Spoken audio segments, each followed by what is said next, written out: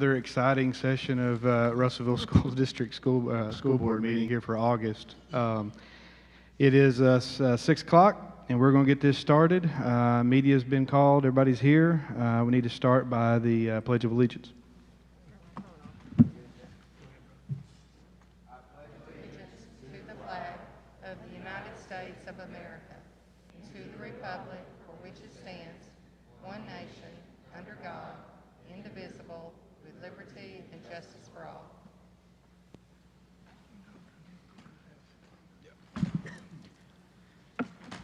Okay, appears Jeff Carter is absent tonight. For the record, Melissa, I'd like to entertain a motion to approve any addenda items to the agenda.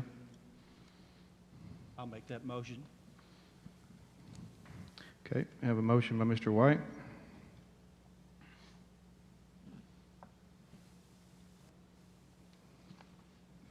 Second. Second by Morgan Barrett. Any discussion? Okay. By vote of hands, all in favor? Okay, passes unanimous. Okay, so that brings us down to number 4. Okay, I would like to make a motion. I'd like to make a motion to adopt a pre-K through 12th grade mandatory mask requirement for all teachers, students, and staff and visitors that cannot socially distance for 6 feet while inside buildings for 30 days. The requirement will be reviewed in September at the regularly scheduled board meeting. ADH guidelines for masks will be followed. Second the motion. Okay, Hey, Jason, they're saying in the back they can't hear online or something. You got it? Okay. Okay, I have a motion on the floor by Ms. Hall and a second by Mr. White, and discussion will follow. Anybody here wanted to discuss the motion on the floor?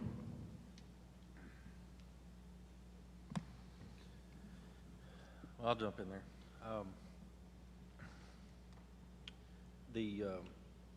I'd like to add a little bit of flexibility to the motion. We can't sit here and account for every situation that our administration and teachers and building leaders are going to experience on a day-to-day basis. There was no mention of exemptions in which we have a population that is in need of exemptions for a mask. I won't go into the details, but some of them are pretty disturbing.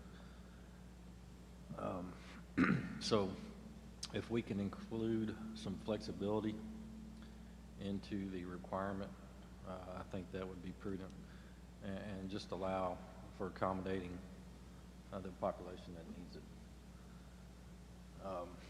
I was able to get some numbers today that were also a little disturbing. I'm not sure.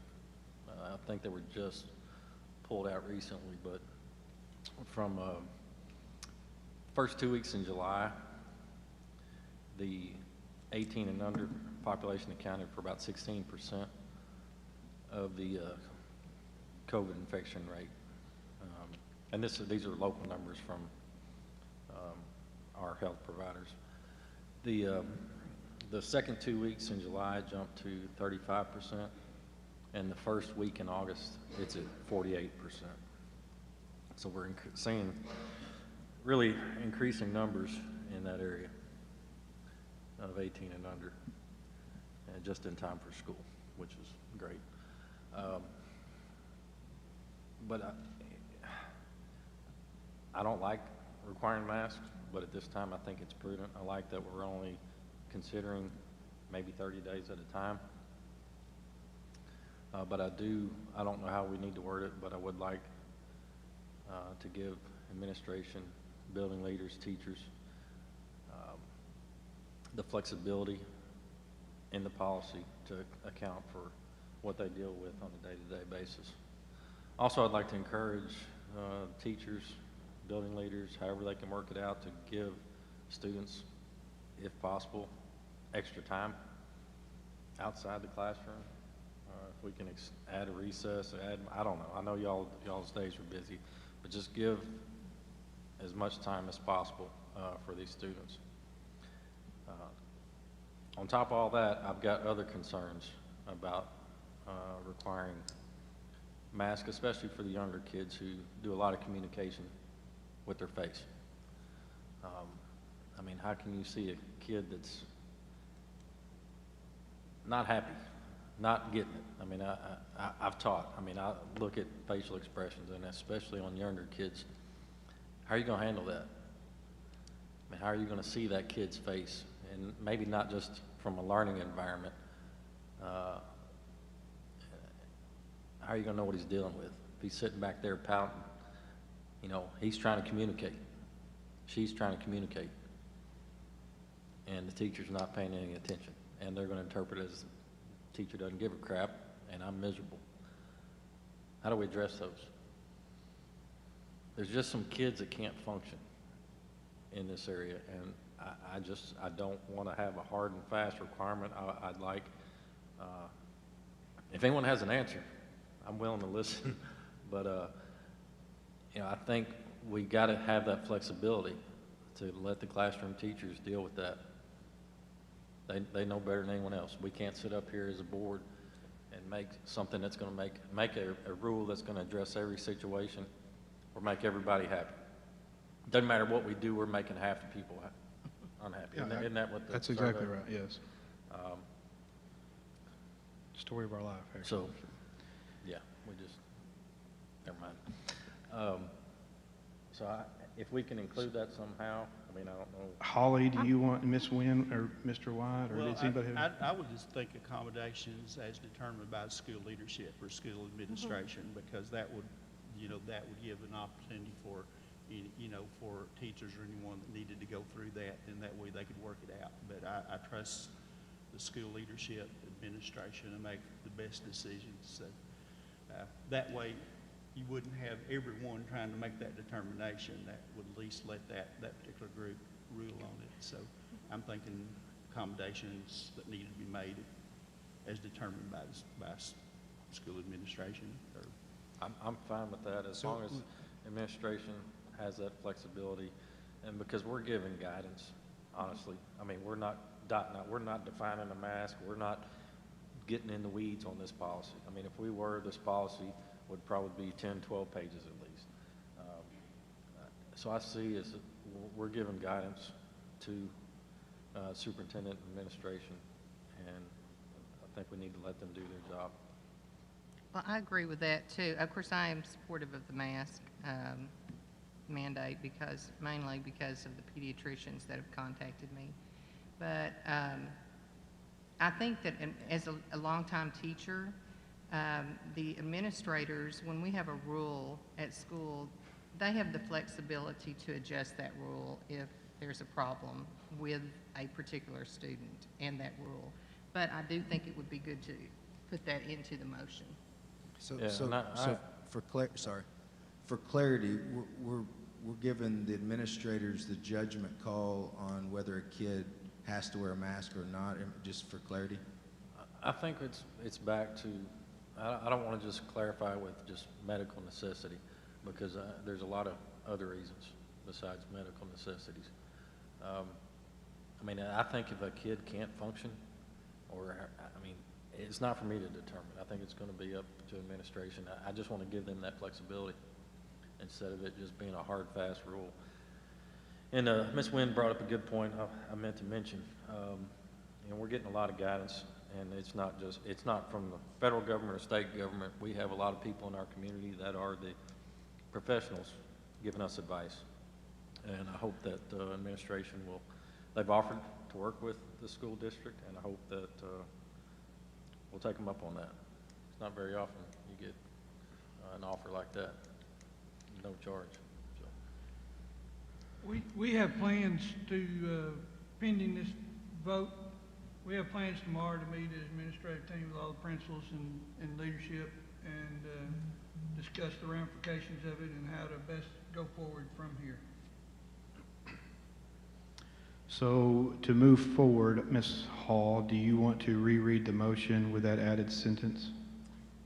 Yes, let's see.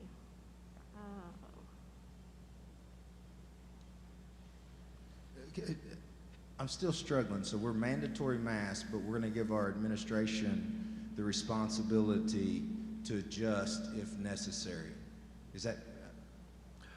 I'm just suggesting that. That's what I can probably live with. And I say that because, I mean, we don't have a policy in front of us. We don't have, you know, everything accounted for. And even if we did, we still can't account for everything that happens every day in every classroom, every situation that might need some flexibility. And it's just not based on, I mean, never mind, I won't get into that. So what's your suggestion where we want to put that in there? Sentence that you want to add?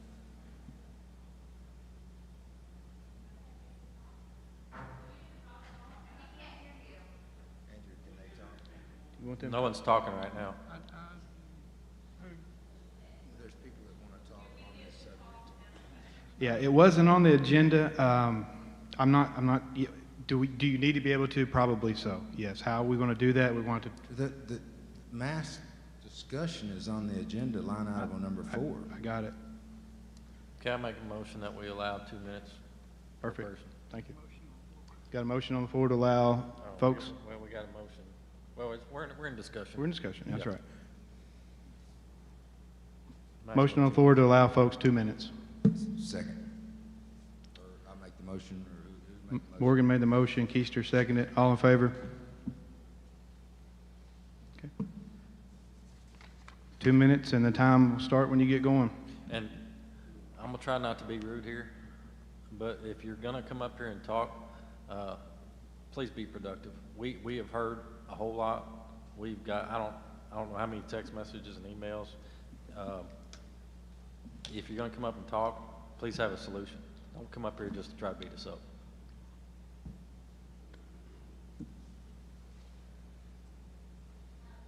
You can go to the microphone there. You're right.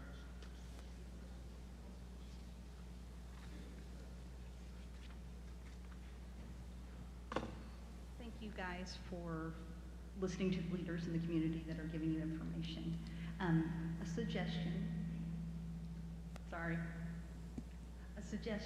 for the younger students, there are masks that have like a clear space through here. A lot of people with autism and different disabilities or lip readers, deaf students, have to wear masks that have an opening here so you can actually see the kids smile, see that look that you're talking about.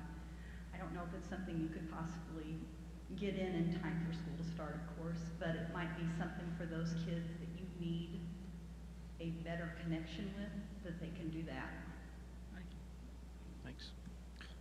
While we're on that, I'm assuming we have a good supply of masks to supply to cover this? We have some, and then we have some. Anybody else like to speak?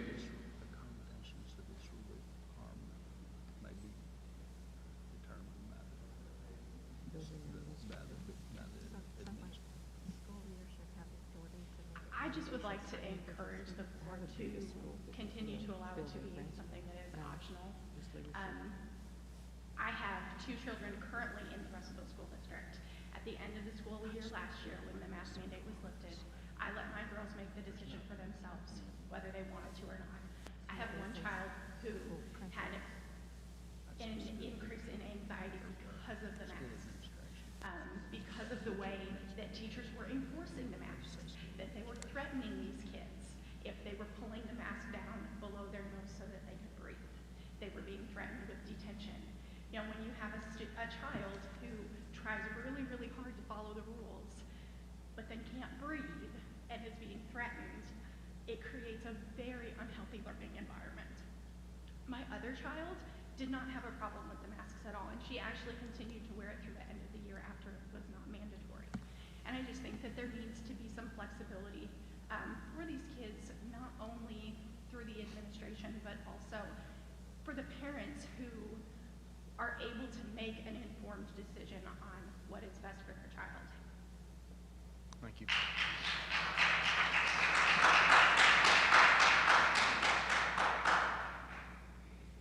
I also had a child the same age as her child in the same school, also being threatened with detention for pulling it down ridiculous that a child feels so self-conscious or so scared to get in trouble that they suffer through that for 8 hours a day. Let's just be real. They only get like, what, 15, 20 minutes to eat lunch? They were saying you can use the outside classrooms. You can't use outside classrooms for all the stuff that they need to do in the class. These kids were wearing them the entire day. That is too long. It is a medical decision that should be left up to the parents. I have 3 kids that are going to be at Sequoia this year. One of the kids is in a class with another kid that's deaf. How do you think she's going to make friends if all of her friends are wearing masks? And who wants to wear a plastic mask so you can see your mouth when you smile? Nobody wants to breathe in plastic all day. That's not healthy. Those 3 kids will not be in school if masks are mandated. They will be pulled and we will move them to another district.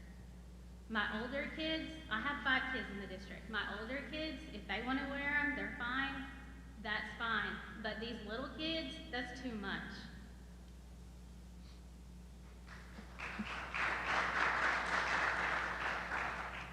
I have never, this is only my second time to attend a school board meeting, and I have never ever spoken at one. Last year, we followed the rules, okay? We put all of our children in masks for the entire year. This needs to be an individual choice. Everybody should have the right to choose. If you want to stay in your mask, stay in it. And if you don't want your children to be in those masks, don't be in it. I don't know about the rest of the parents who watched the mental health and what happened with these kids, but we have kids that are still trying to get back to normal by putting them in masks and taking away all of this social interaction that is entirely crucial to mental health. And I can't tell you the numbers, but I can tell you I suffered from it as well, and it hit me, and I'm an adult. And I am still trying to come out of this, and I'm trying to say all this without losing my mind and being an emotional mess up here. But that is a bigger problem than whether or not to put on those masks. And if you're going to require our kids to do that again, I'll pull them and I will learn how to homeschool. So thank you. Thank you.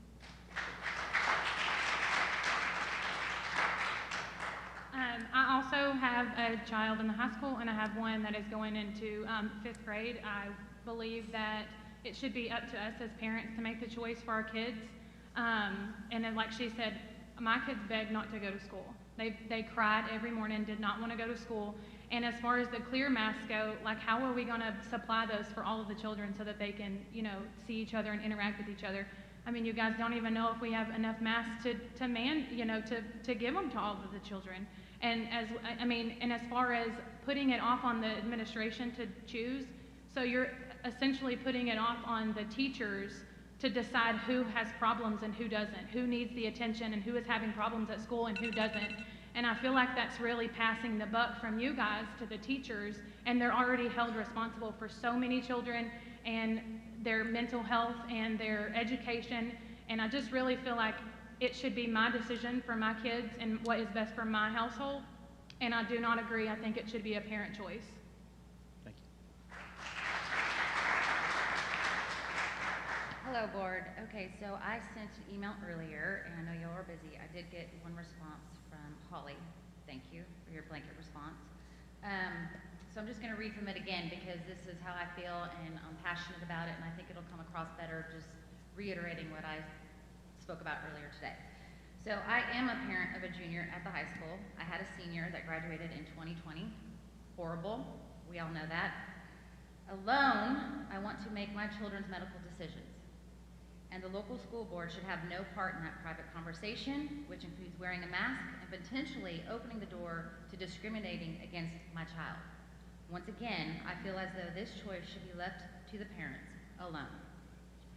The mask mandate last year greatly affected my child's education and mental health, as it did probably 99% of every single child.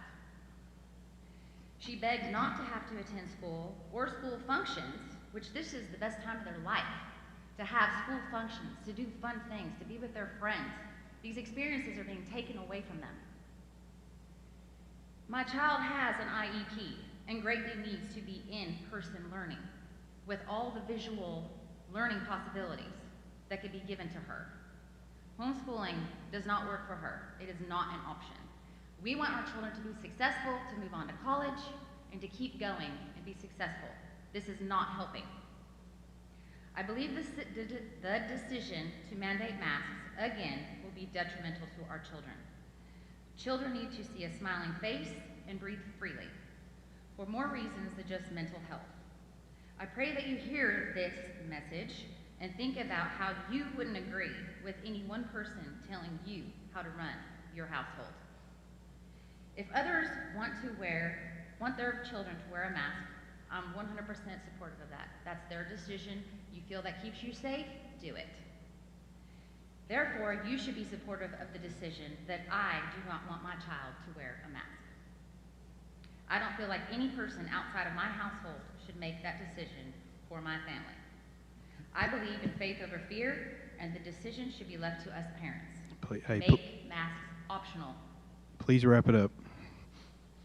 Pardon me? I said please wrap it up. You're over 2 minutes. Okay. I know you have a hard job, and I do appreciate all of you. I thank you for considering my thoughts, and I look forward to the appropriate decision as science continues to be revealed. Good evening. Thank you guys for letting us take time to speak. You guys asked for help with data. I'm a data guy. I know there are at least 3 NIH studies that show that masks don't do anything, especially cloth masks. There was one done in 2015 that shows that cloth masks only have a 3% reduction in particulate, in catching particulates. One other point that I wanted to bring up is unless the kids are actually practicing contamination control, like clean hands, put the mask on, don't touch the mask until the mask comes off your face, you're really just making the kids fiddle with a mask that's going to get dirty and could potentially raise the rate of infection. So that's all I had to say. Thank you. Thanks, Travis.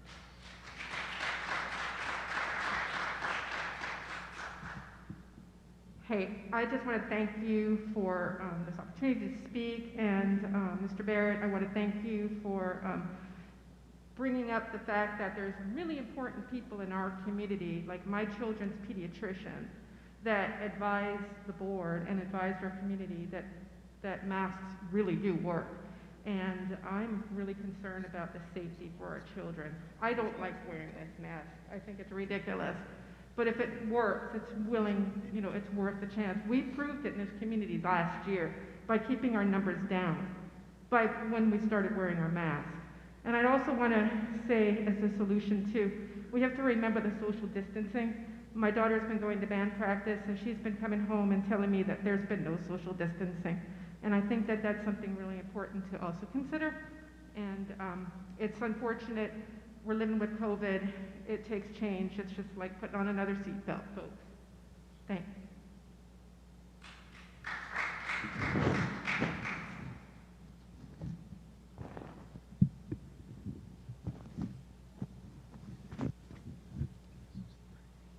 Thank you. Can you hear me okay? I need to put it down. I'm vertically challenged here, so we good? Okay. I come to you as somebody who was a biologist for 10 years. Then I turned to teaching, so I'm also a teacher. I'm also a mother of 2 children in this community. I have an 8-year-old and I have an 11-year-old. My 11-year-old is a high risk. He has type 1 diabetes, and any kind of illness often sends him to the hospital, whether it's severe or not, or just a stomach bug. We stayed home last year. We did what we could to mitigate it. Now, when things were better, we signed our children back to go to school. Things are taking a turn for the worse. None of us are happy about it. Nobody enjoys wearing a mask. Nobody's having fun here. We're getting mad at each other because we're frustrated, and frustration leads to anger, and we want to be mad at somebody. And this is a global pandemic. This isn't a time to place blame on everybody else.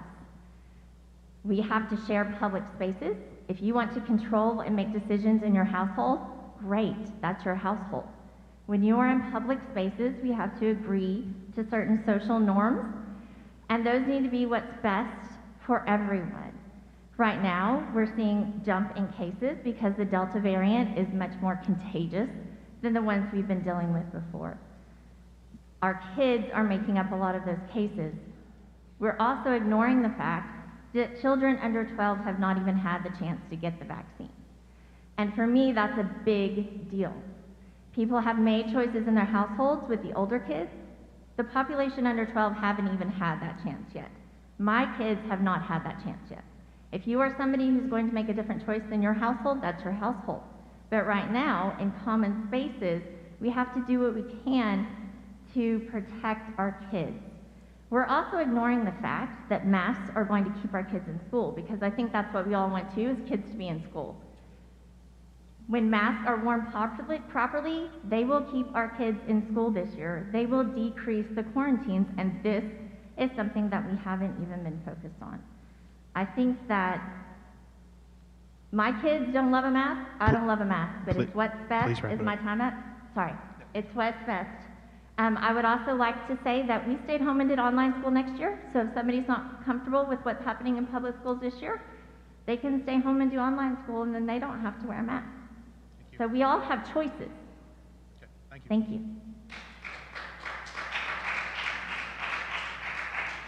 Hey guys, you probably recall 5 months ago when y'all voted to end the mask mandate.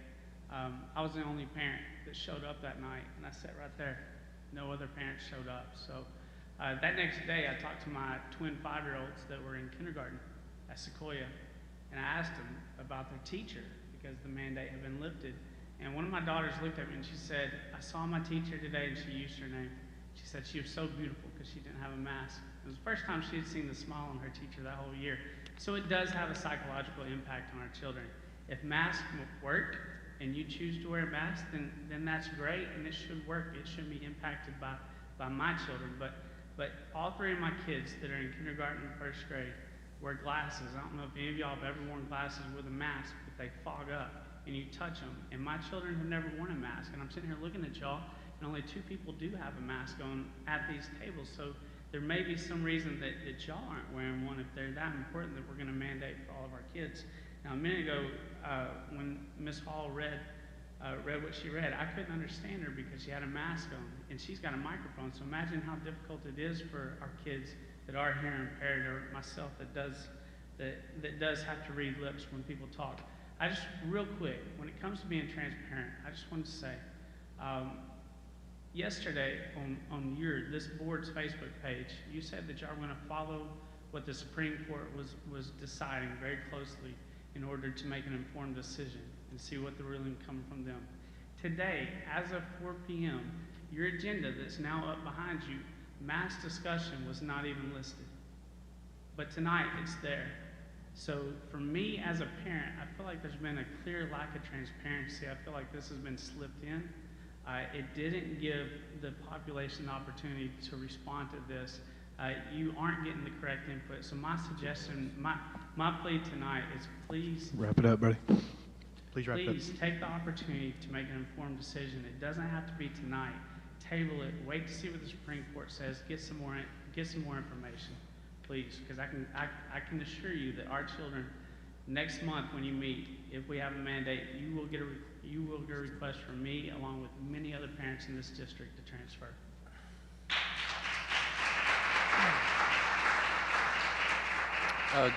Just real quick, Right. if I may, this has been on the agenda, correct?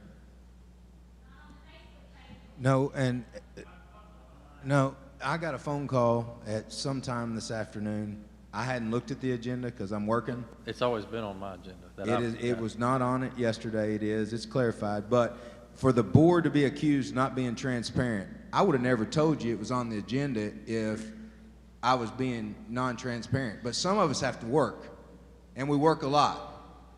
Now, we need to get our crap together and get stuff on there if it's not on there.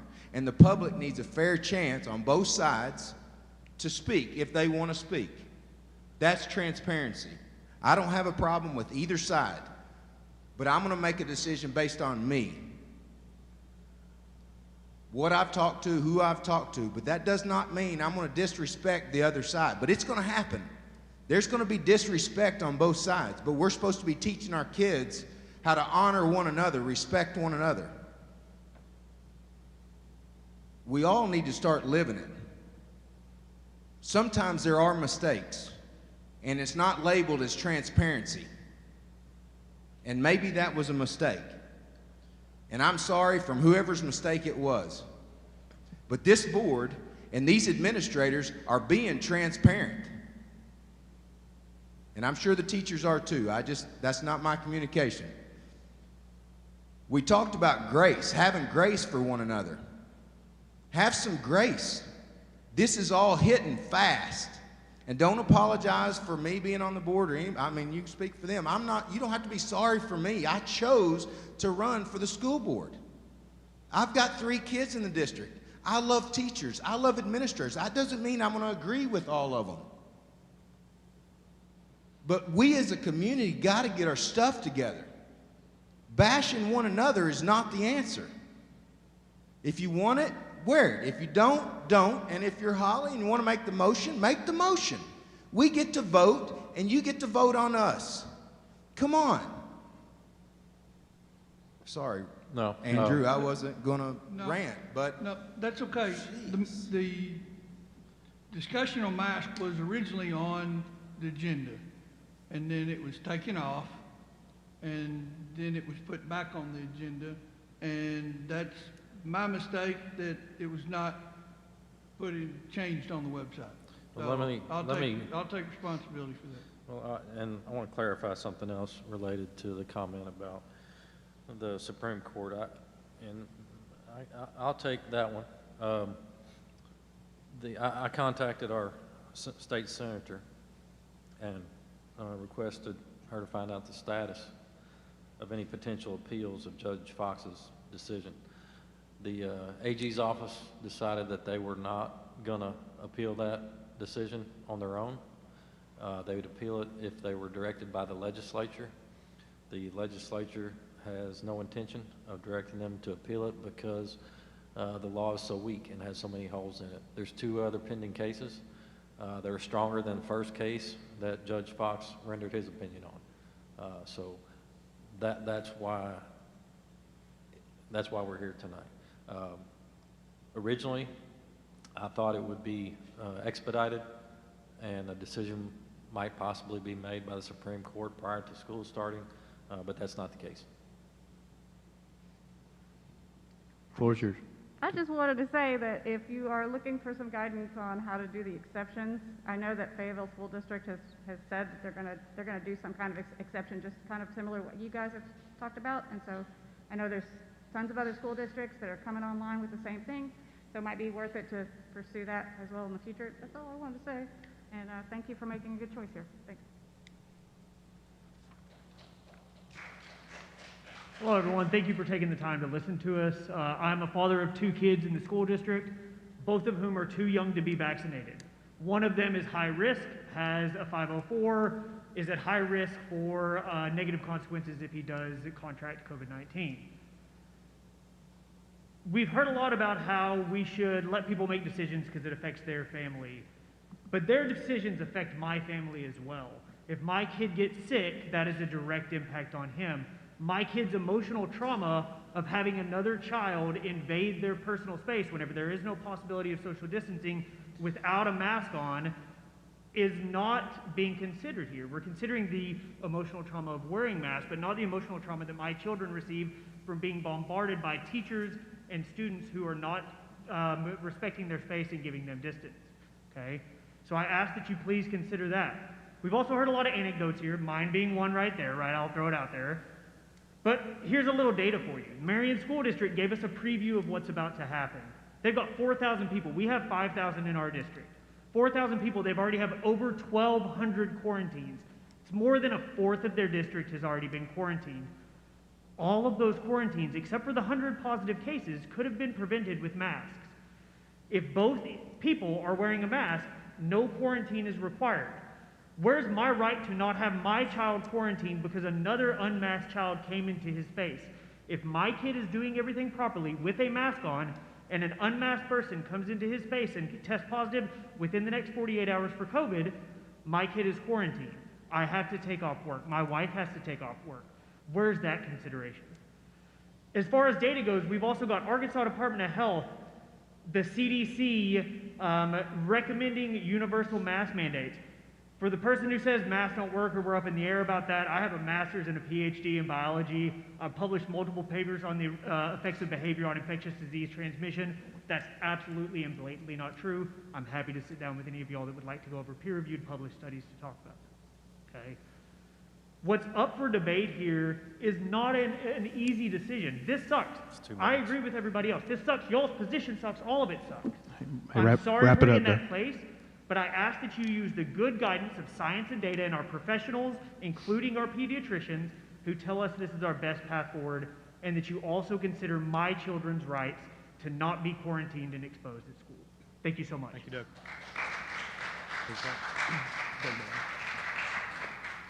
We have an amended vote, amended motion when you're ready for it, Mr. President. I should learn when to keep my mouth shut, but apparently I still haven't. You know, we've heard about masks. We just heard he wants to debate anyone that wants to contest what he said. Masks work. I mean, I get it. They work in the right environment. My wife works in the emergency room. She worked in the emergency room last year before the vaccines were out. That's what she did every day at work. She was in a full mask, gown, everything. She came through it pretty well. All these students aren't in that environment.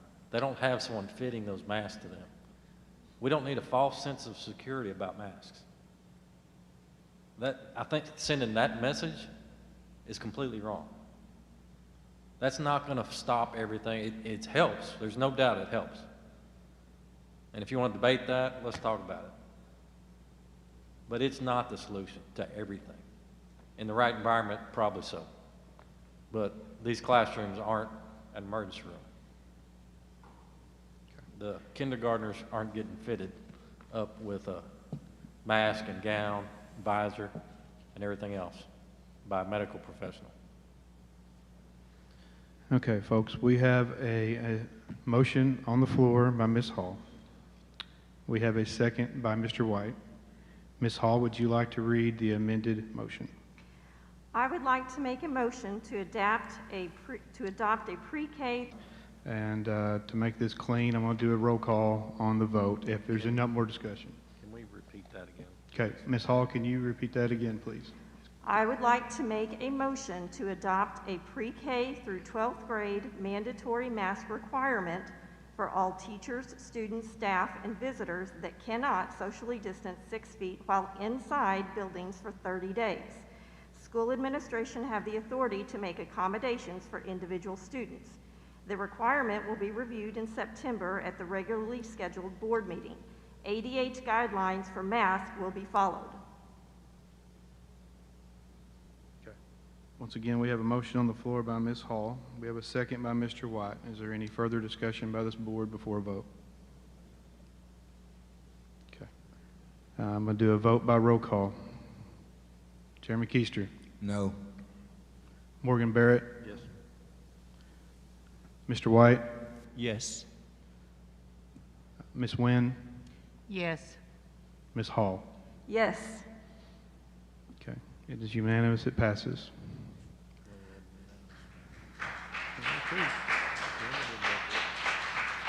Okay, it wasn't unanimous. It was 4-1, so I apologize. Maybe it wasn't unanimous, but okay. Listen, we walked in here. We knew 50% of the people in Russellville were going to hate us when we left. So sorry for the folks that doesn't like what we just did. I understand 100%. There's conflict about it in my own house, so I understand. All right, done with number 4.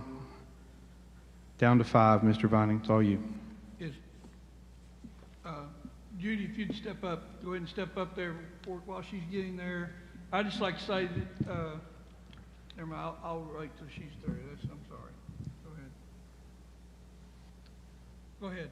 Okay. If you want to pull up the vaccination incentive proposal and sick leave, if you just want to have it up there. I was just going to summarize what this proposal is asking for from the school board. We have it has 2 major parts. The first part of this proposal is a vaccination incentive for all of our full-time employees. If they can show full vaccination evidence by October 10th, they could get a one-time $500 incentive. And that date is up to change if you like, or the amount, but the date gives them 2 months from today.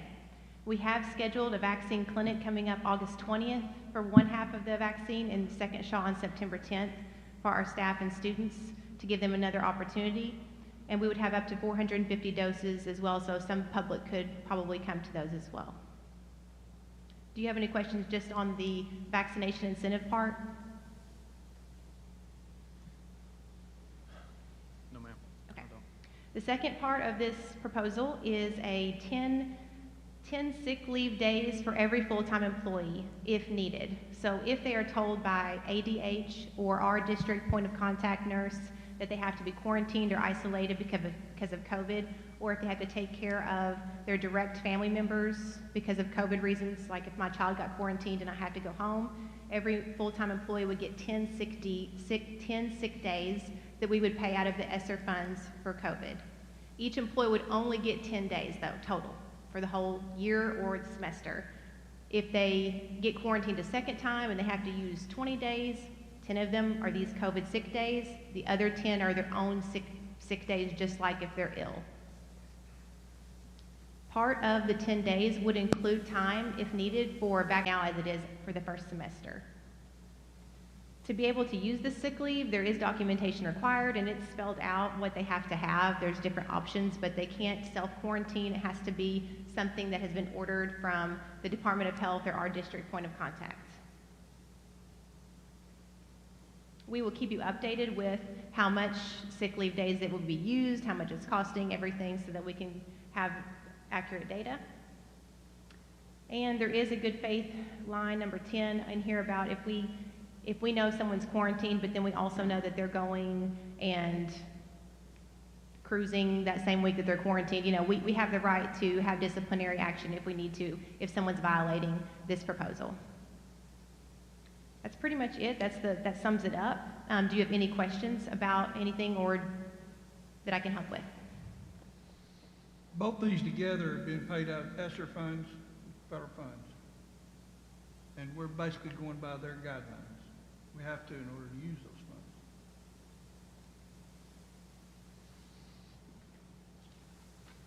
funds. Okay. Well, board, we have a proposal on the floor. I would entertain a motion to adopt the proposal.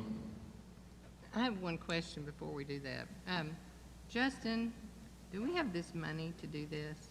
Do you know how much this is going to cost? Your first answer is yes, we do have the money. We haven't touched the ESSER 3 as of right now. We've got curriculum coming, but there's 10.4 million on ESSER 3. So. Okay, I just like to know if we have money. So what other options do we have for that money? So, I mean, I'm vaccinated, but there are people that choose not to be vaccinated. Are we going to incentivize them because they believe that they are better off without the vaccination? Are we going to incentivize, I mean, just, what's the other options? What are some other options with money? Can we give raises? Can we give a base? Can we give to their base? No. What can we use it for? Well, you can use it for, go ahead, Justin. Well, you can use it for learning loss. That's where the curriculum's going to come into play. The pandemic pay we did last year. Keep leaning over. Pandemic pay we did last year. That was part of ESSER 2. You can't add the base because it has to be tied to the COVID. We're doing the HVAC upgrades. That's COVID. That's air quality. I mean, they don't give you the list of what you can use it on. They give you kind of guidelines, and you have to pretty much get through. And second, a vote. And second, a vote. I'll make a motion to approve this proposal. I'll second. Okay, board, we have a motion by Mr. White and a second by Ms. Hall to adopt the COVID vaccination incentive and COVID sick leave proposal. Any more discussion? By show of hands, all in favor?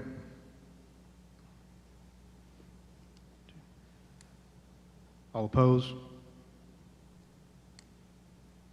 Morgan abstained? Okay. So motion passes. 3-1-1. Is that correct? Takes 4? Okay. I vote yes. Motion passes.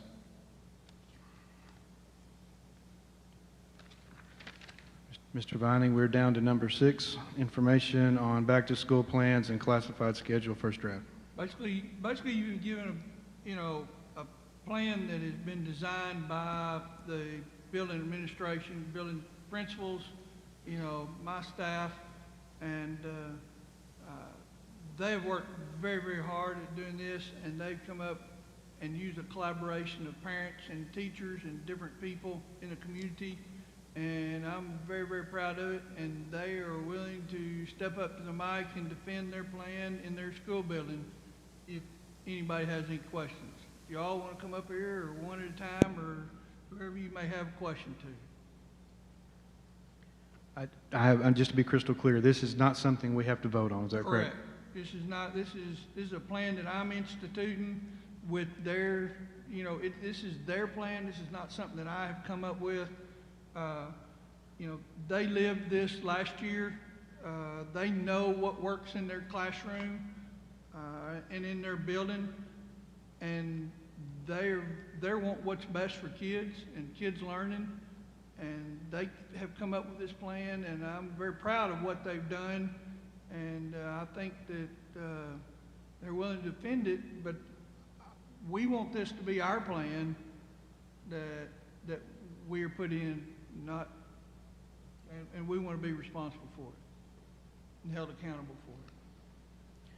The plan will adjust according to the mask that you just changed. The mask part's not in the plan at this moment. It will be tomorrow. And will it adjust will it adjust if we get done with all this crap? Hang around. Actually, yes, sir, because level 1 is coming to school pretty normal, being safe, okay? And you've added the mask part to it, and as things get back to, if we don't need this plan, we'll go back to having regular school. That's why I'd rather it be determined by us. And so if we have a problem at any particular school, we can adjust the plan according to that school, and the whole district will not be as affected. Yeah. I just want to thank everyone for putting all the effort into that. That's actually, I did read through it, and pretty impressive. It was a lot of work. Yeah, I agree. I was going to echo that. It's obvious you guys spent lots and lots and lots of hours on that, and we do appreciate it very much. Same here. They did all the work. I just made them. I hear you.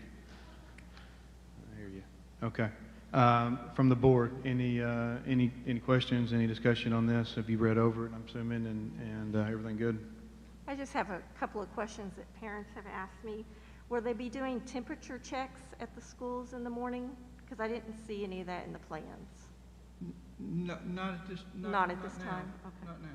And then I had a couple other parents wanted to know about air filters possibly in the classroom. Have we purchased air filters for the classrooms for help to ventilation? I don't know if Mr. Holt is here, but we're in the process of trying to find the best one. Okay. And he is going through, and in fact, he had a meeting today with one potential vendor, and we're trying to find the best one out there for Russellville, and probably that will come hopefully from this other ESSER money, that and air conditioning itself. Okay. Ms. Hall, does that answer your question? Okay. All right. Again, thank you all very much. I sure appreciate it. Brings us down to number 7, consent agenda. Say again. Classified salary schedule. B. Oh, I'm sorry. My bad. Go back to B. I'm Okay. sorry about that. On the classified salary schedule is what you asked me you said you gave me 60 days, but then you gave me an extension, a couple of months ago. And basically, we have worked on this, and we have come up with a draft. It is not a proposal to the board. It has not gone before the classified PPC, but it is a draft, and I've visited with the chairman of the classified policy committee, and this is a start with which we're going to work on this year. And I have assured them that we will come up with one that they can be proud of and the district can afford. There's a lot of discrepancies, or things that we didn't understand about the old schedule or the current schedule, and we're working on those.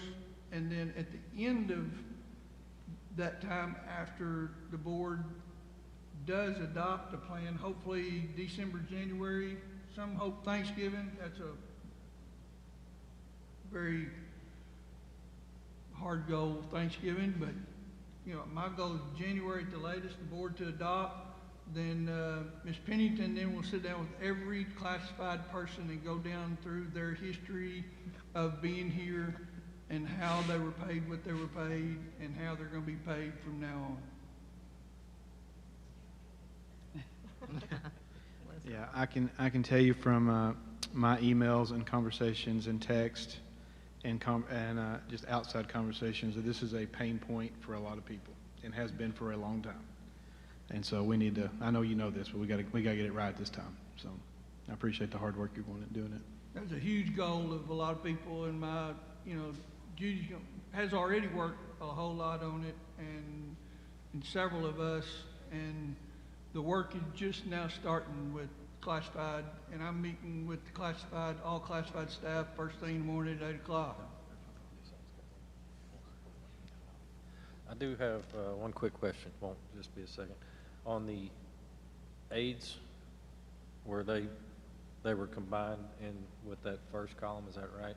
Right. And set on their own, and we've adjusted salaries. Yes, currently that would be a big raise at that point, right? At what the first draft is. Yeah, I think they were well underpaid. I mean, yeah, and again, what the process is going to be once the PPC or classified, PPC, we come up with what we think is a comfortable plan.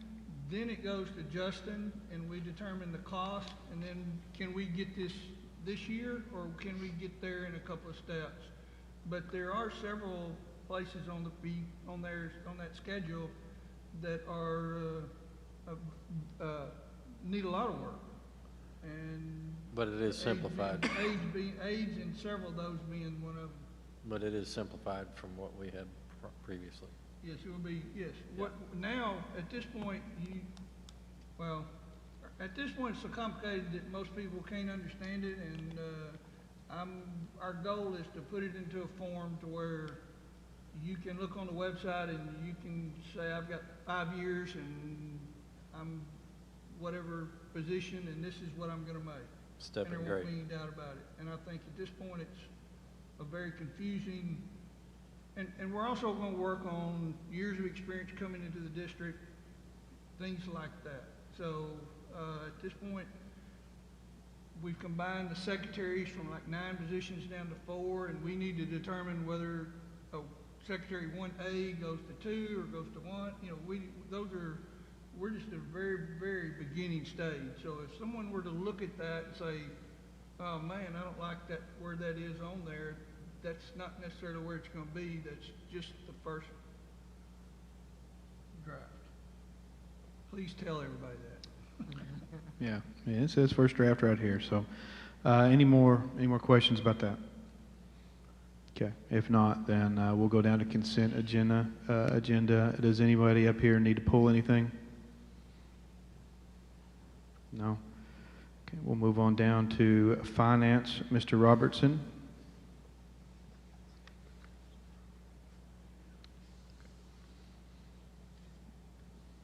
All right, take a look at period 1. We're going to start over. All right, if you look, our teacher salary fund, we ended with a difference of $32,929. Our operating fund, we ended up $754,194. As you can see, we're skipping down a legal balance. we're up. We have a carryover last year of 1.3 right now. We're still doing journal entries, so that may change, but I don't see anything drastic that's going to be made. Debt service fund, we ended with a difference of $475,872. Once again, we were last year we were making our payments as they were coming in, so some of those you can see payments were made this year instead of June of the prior year. Those will catch up once we get the budget done. Our legal balance, we ended up $1,197,137. Once again, that's really a lot of the majority is just a carryover from the prior year. Summer seems to be pretty quiet for us other than summer projects. Building fund, we ended up $1,389,241. If you remember, we transferred in $2 million of that at the end of June that was board approved, but then our summer projects, a lot of our, the parking lot at junior high come out of that. So a lot of our capital projects come out of the building fund. Capital outlay fund, we have a difference of $6,424. Once again, I like to put out that of that $1.2 million, 234 of it is encumbered or being waited. We're waiting on the invoices to come in the process. Federal grants, we have a difference of $75,534. Once again, that's just based on the timing of when we receive payments. We won't receive any payments until September. That'll be the first that we get from the last year's negative balances that they're going to reimburse us on. Food service, I'd like to focus on this one. As you can see, I've also passed out the guarantee, I call it, calculation. The food service, we ended up $262,693. Mr. Connerly advised us several months ago that he was going to be pretty pleased in how we were ending up. We just kept gradually gaining and gaining and gaining after being in a loss, which was really unique. As you can see, this food service ended with net income of $363,589. I think that's quite impressive based on our history of the food service balances. And our guarantee next year or this current year is $150,000, but based on the state, really, based on guidelines of the federal guidelines, we're going to be all the kids get to eat free again. So I hate to put that out there for him, but we should be able to see that again, I believe, unless we had some drastic changes that were unforeseen. So I know Morgan's got comments. So well, it's just that's $1 million difference from 10 years ago. Literally, I mean, went from a $600,000 deficit to $363,000, and I'll let you cover the details, but we're not in it trying to make money. We're putting that money back into the food service. That's correct. I was going to end by saying I've asked Daniel, and actually Kay started it before she retired, but we've got a list of items. We want to start upgrading some kitchens, so we're going to be bringing, could be several $100,000 to y'all for approval to start getting our kitchens up to. In my Sunday school class, we call that praise. Amen. Praise. Yeah. That's right. So that's period one. Thank you, Mr. Robertson. I'd entertain a motion to approve period one finance. I make that motion. Thank you, Mr. Keister. Need a second? I second that. Okay. Got a motion by Mr. Keister and a second by Ms. Wynn. Any further discussion? All in favor? It's unanimous. Thank you, Mr. Robertson. And I do need to say, as I'm still learning here, as y'all see Morgan kind of lean over, tell me things from time to time, I do have to say out loud, consider the number 7 consent agenda items approved as posted, or it doesn't happen. So by the time I'm not president, I'll get this all figured out. All right, number 9, personnel. Would entertain a motion.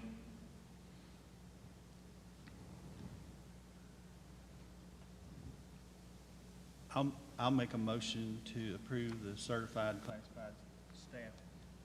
I'm losing my voice. Resignations, transfers, retirements, and employment as listed. Okay, I have a motion by Mr. White. Second. Second by Mr. Barrett. Any other discussion? All in favor? Passes unanimously.